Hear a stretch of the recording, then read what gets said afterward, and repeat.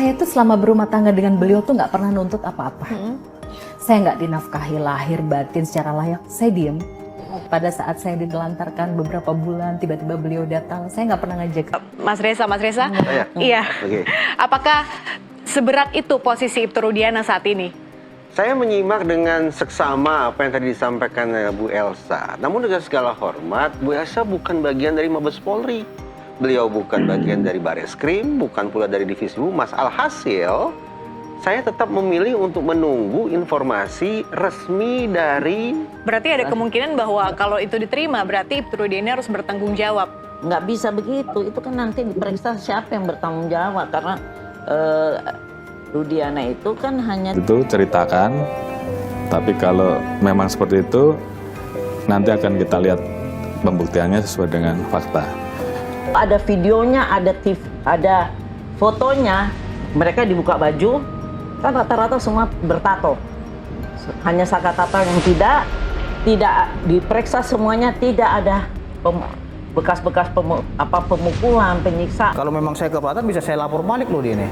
Teriak-teriak seperti Tarjan Kota, nantang-nantang, saya aja nggak kenal dia. Hai, Assalamualaikum warahmatullahi wabarakatuh. Jumpa lagi di Segitiga Hitam.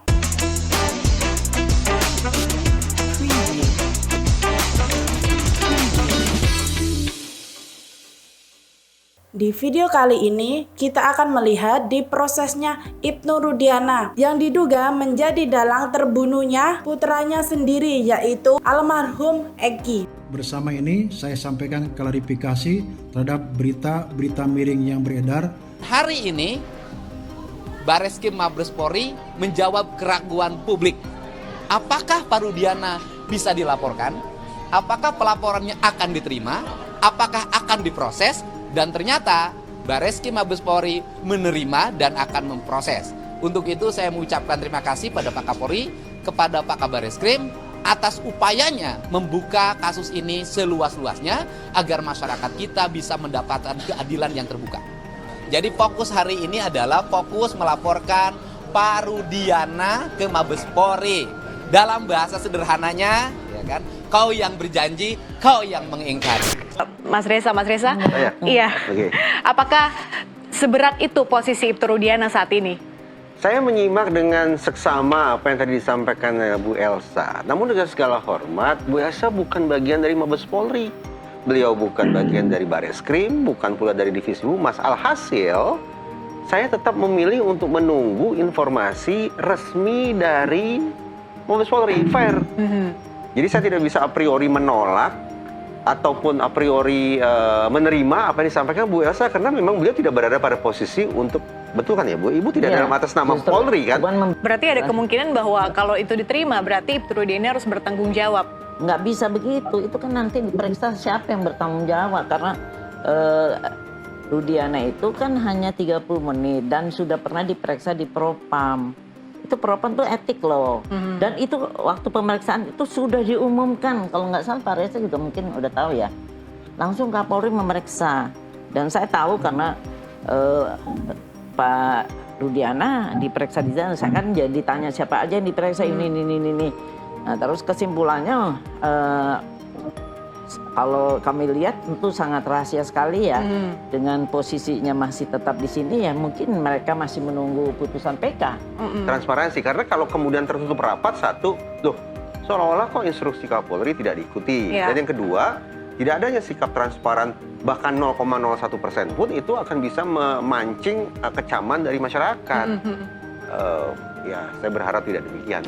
Ya itu dia, Bu Elsa saja sebagai kuasa hukum tidak mengetahui detail soal pemeriksaan itu. Mereka. Saya kan orang luar, yang jelas pada saat ini mereka meyakini itu pembunuhan, itu aja yang saya tahu. Saya bingung ya, terus terang begini.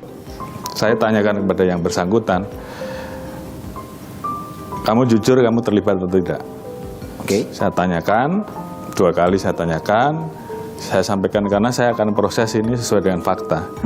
Jadi kalau kira-kira peristiwanya tidak seperti itu, ceritakan. Tapi kalau memang seperti itu, nanti akan kita lihat pembuktiannya sesuai dengan fakta. Semalam, Barreskrim Polri memanggil kuasa hukum atas 6 terpidana kasus pembunuhan Eki dan Vina yang saat ini masih menjalani hukuman seumur hidup.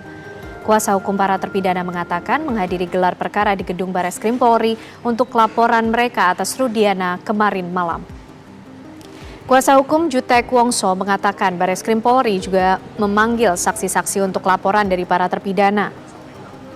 Dengan demikian, laporan atas Rudiana saat ini telah naik statusnya ke penyelidikan. Oke, betul. Kami nyatakan bahwa tadi gelar adalah untuk laporan kami terhadap Bapak Rudiana. Dan tadi kami sudah diberitahukan bahwa untuk LC Bapak Rudiana sudah masuk ke tahap penyelidikan.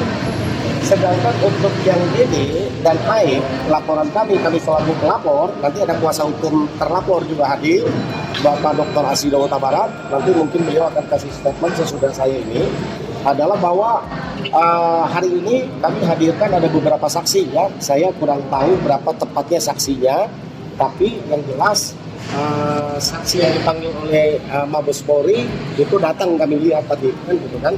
Nah, itu yang kita bisa sampaikan. Nah, itu ada nama Rudiana berdasarkan pengakuan yang ikut menyiksa.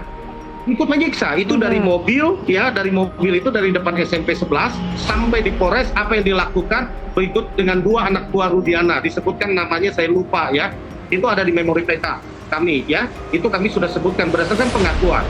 Sebelum dilakukan penahanan, itu ada videonya, ada fotonya, mereka dibuka baju, kan rata-rata semua bertato. Hanya Sakatato yang tidak diperiksa semuanya, tidak ada bekas-bekas pemukulan, penyiksaan, semuanya diperiksa total, kemudian barulah dimasukin tahanan. Kan saya udah 40 tahun ya jadi lawyer.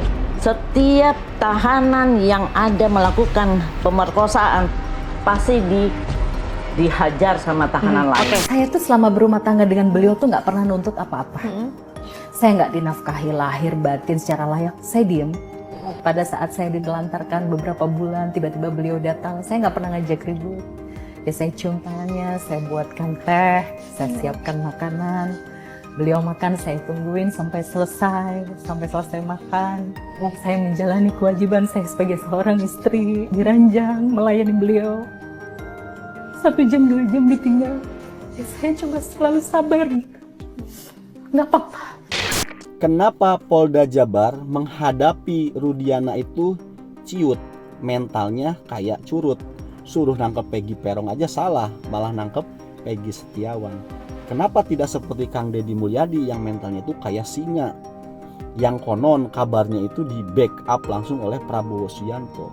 Padahal secara hierarkis jabatan Polda Jabar itu di bawah Kapolri, Kapolri itu di bawah Presiden. Seharusnya Polda Jabar itu di backup langsung oleh Presiden. Harusnya mereka lebih berani dong dari Kang Deddy Mulyadi. Tapi kenapa?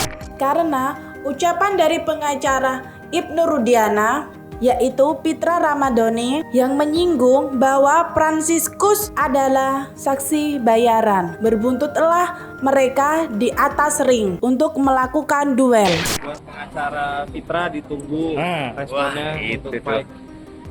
Masih emosi. Gimana? Untuk saudara Pitra ditunggu responnya untuk fight. Waduh, gila bener. Masih ditunggu. Alasannya kenapa nih Fransiskus nih? Kesalnya tuh di mana tuh? Kita sih lebih. Oh iya ya.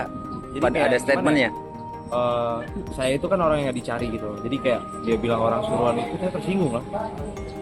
Orang ciptaan itu saya tersinggung. Disangkanya saksi buatan. Oh iya. Saksi ciptaan. Yang pertama, saya ingin sampaikan kepada teman dia ini agar asal jangan bunyi gitu, karena kita berpatokan kepada data, bukti, dan fakta yang ada. Tidak ditemukan adanya minuman keras ya, dan yang katanya obat-obat yang disampaikan oleh temannya itu. Saya kira itu adalah karang-karangan dia aja. Kalau memang yang disampaikan dia itu dia menemukan bukti ataupun fakta lainnya, seharusnya dia ini ke penyidik menyampaikannya, bukan malah dia keluar-keluar yang menyesatkan publik. Kalau memang saya keberatan bisa saya lapor balik loh dia ini. Teriak-teriak seperti Tarjan Kota, nantang-nantang, saya aja nggak kenal dia gitu. Nggak saya ladenin karena nggak kenal, nggak guna buat saya, buang-buang waktu saya gitu. Terima kasih yang sudah mengikuti sajian kami. Jangan lewatkan video yang lainnya. Sampai jumpa. Assalamualaikum warahmatullahi wabarakatuh.